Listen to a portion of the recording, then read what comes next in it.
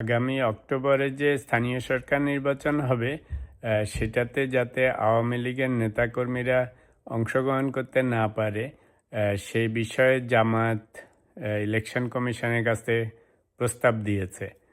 তো স্থানীয় সরকার নির্বাচনটা হবে নির্দলীয় প্রতীকে, অর্থাৎ কোনো রাজনৈতিক দল হিসাবে নয়, ব্যক্তিগত হিসাবে নির্বাচন হবে।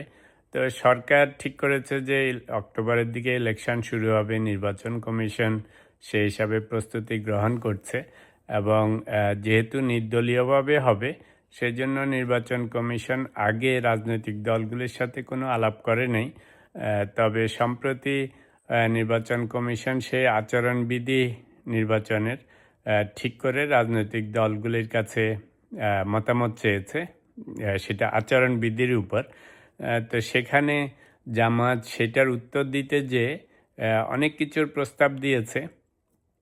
তার মধ্যে প্রধান একটা প্রস্তাব দিয়েছে যে আওয়ামী লীগের নেতাকর্মীরা যেন এই স্থানীয় সরকার নির্বাচনে অংশগ্রহণ করতে না পারে। আরও 2-3টা প্রস্তাব দিয়েছে, যেমন সংরক্ষিত নারী আসনগুলি সংরক্ষিত না করে ডাইরেক্ট যেন ইলেকশন হয়। তারপরে সরকারের উচ্চ পর্যায়ের লোকজন, মন্ত্রী মিনিস্টাররা যেন প্রচারণায় অংশগ্রহণ করতে না পারে। এরকম অনেকগুলি দিয়েছে। কিছুকাল পূর্বে আপনাদের মনে আছে, সরকার থেকে বলা হয়েছিল যে যেহেতু স্থানীয় সরকার নির্বাচনটা হবে নির্দলীয়, তো আওয়ামী লীগের নেতাকর্মীরা এই নির্বাচনে অংশগ্রহণ করতে পারবেন কয়েকটা শর্ত সাপেক্ষে। সেটা হচ্ছে ওনারা দলীয় স্লোগান ইউজ করবেন না, আওয়ামী লীগ দল হিসাবে নিজেদেরকে পরিচয় দিবেন না, এবং ওনারা যদি ইন্ডিভিজুয়ালি এলিজিবল হন নির্বাচনে দাঁড়ানোর জন্য, যেহেতু নির্দলীয়ভাবে হবে, তাহলে আওয়ামী লীগের নেতাকর্মীরাও এই স্থানীয় সরকার নির্বাচনে অংশগ্রহণ করতে পারবে। তো এটা আমার মনে হয় প্রধানমন্ত্রীর তথ্য উপদেষ্টাই একবার পত্রপত্রিকা সাংবাদিকদের কাছে ব্রিফিংকালে বলেছিলেন, কয়েক সপ্তাহ আগে আর কি। বাংলাদেশে যে ভোটার, এই ভোটাররা কোনো রেজিস্টার্ড না। যেমন আমেরিকা, কানাডাতে একটা নিয়ম আছে যে ইলেকশনের আগে আসলে ভোটারদেরকে রেজিস্ট্রি করতে হয়। যেমন আমেরিকাতে আছে আপনি কি রিপাবলিকান না ডেমোক্রেট, তারপরে আপনি কানাডাতে হইলে লিবারাল না কনজারভেটিভ। কিন্তু বাংলাদেশে আওয়ামী লীগ, বিএনপি, জামাত এরকমভাবে কোনো ইন্ডিভিজুয়ালকে ভোটার হিসাবে রেজিস্ট্রেশন করা হয় না। তো ফলে আপনি যদি লাইফ লং আওয়ামী লীগার হন, বিএনপি হন, আপনি যে বিএনপি বা জামাত বা আওয়ামী লীগার, সেরকম তো কোনো রেজিস্ট্রেশন নেই। তো এখন কোনো ইন্ডিভিজুয়াল যদি ফর আর্গুমেন্ট সেক যে আওয়ামী লীগ করতেন, কিন্তু ওনার বিরুদ্ধে কোনো মামলা মোকদ্দমা কিছু নাই, উনি ক্লিন, তো উনি তো একজন ইন্ডিভিজুয়াল। স্থানীয় সরকার নির্বাচন হবে ইন্ডিভিজুয়াল, রাজনৈতিক দল হিসাবে না। তো তাহলে আপনি একজন মানুষকে আটকাবেন কেমন করে? তা আমার ধারণা এই থিওরি থেকেই সরকার বলেছিল যে আওয়ামী লীগের লোকজনও যদি সেরকম কোনো দলীয় কিছু না নিয়ে আসেন, তাহলে ওনারা নির্বাচনে দাঁড়াতে পারবেন। তো এটা ছিল প্রবাবলি সেই সময়ের লজিক। আর এখন জামাত যেটা বলতেছে যে আওয়ামী লীগকে যেন সুযোগ না দেয়, তো এখানেও রাজনৈতিক কনসিডারেশন আছে।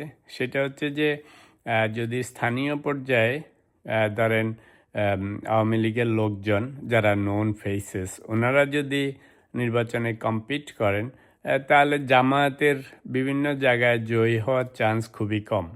একদিকে যেমন ধরেন যদিও দল হিসাবে হচ্ছে না, তাও বিএনপি টাইপ যে সমস্ত লোক আছে তারা দাঁড়ালে তাদের হওয়ার সম্ভাবনা বেশি, তাদের সাপোর্টার বেশি। স্থানীয় পর্যায়ে আওয়ামী লীগও হয়তো অনেক জায়গায় জিতে যাবে, তো জামাত সেসব ক্ষেত্রে তো কম্পিট করতে পারবে না। এই জন্যই ওরা চাচ্ছে যে যা কিছু সিট বিএনপির দিকে যায় সে তো গেলই, আর যদি না হয় তাহলে ওদের চান্স খুব হাই থাকবে। এটা হচ্ছে আমার ধারণা রাজনৈতিক কনসিডারেশন। সেজন্য ইলেকশন কমিশনকে বলেছে যে আওয়ামী লীগের নেতাকর্মীদের বাদ দিতে। তো it will B a very difficult task. ওই যেটা বললাম যে আপনি যে আওয়ামী লীগ আর না বিএনপি, না জামায়াতে ইসলামী, না এনসিপি প্রমাণ করবেন কিভাবে? আপনি নেতা কর্মীদেরও তো কোনো রেজিস্ট্রেশন নাই। কে যে বিএনপি, কে যে জামাত, কে আওয়ামী লীগের আপনার তো কোনো খাতাতে লেখাপড়ই নেই।